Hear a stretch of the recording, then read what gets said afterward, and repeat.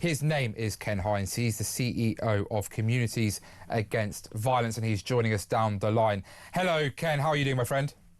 Yeah, hey, I'm good, thank you. Thank you very much for having me on your platform. No, look, delighted, because, look, I do think, actually, it's always easy to moan about a government, but there does seem like some good progress has been made. Nearly 60,000 blades have been taken off the streets of England and Wales via police seizures and surrender schemes tied to the government's knife crime plan and Ronan's law, which bans ninja swords as of the 1st of August 2025. This includes 7,512 weapons handed in during July's ninja sword surrender and 47,795 zombie knives and machetes surrendered last year, plus seizures by Border Force and county lines operations. The government frames this as progress towards its goal to halve knife crime, pointing to the latest ONS figures.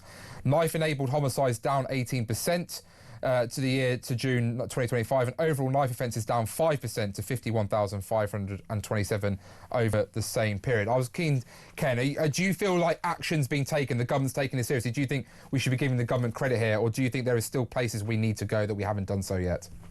But it's always welcoming when you have a reduction in the violence and the death, the homicide from knife crime. But personally, I've always said it's not the knife that's the issue, it's the person behind the knife. And unfortunate, this might look good today, but who knows what's going to look like tomorrow? Because unless we deal with a person deeper trauma and also what we call that red mist, that that common sense can go out the window. This is only a lull in the violence. And because I don't see many courses around emotional well-being. I don't see that being taken serious enough in the schools, particularly with young people who's under a great deal of pressure. And I feel that when you raise young people's self-esteem, crime will reduce a lot further. So yes, it's welcoming to know that I am part of this, of getting knife off the streets, a part of the street father, part of working alongside Farron Paul to actually confront these young men. I would say confront, I would like to say challenge these young men into giving them up. And the simple reason that when we do this with young people, they're unlikely to go and get another knife under any other condition. Unlike when the police take a knife of one of these youngsters, as soon as they get out of the custody, the first thing they go for is another knife. So we've got to work on the mindsets. I think, Ken, you make some great points there. Just quickly to make sure I quote Shabana Mahmood, who is the Home Secretary, "Too many young lives are lost each year to knife crime. This government is determined to halve knife crime. We will pursue this mission relentlessly, doing everything we can to get these weapons off our streets." I think you make a really good point, though, there, Ken, that the problem we have here is it's all well and good taking the knife off and getting that statistic that you can tick a box, you can put this number on a leaflet, or a politician can put this into a press release. The harder work comes from the preventative action. And the problem is successive governments, both Labour and Conservative, have failed to, I think we can rightly say, in preventative action when it comes to young people, particularly, as you say, the people you'll be dealing with via your great work. What are the problems that you're encountering with particularly these young men? What is it that you think is needed to convince these young men that having a knife on them is not the answer to any of their problems?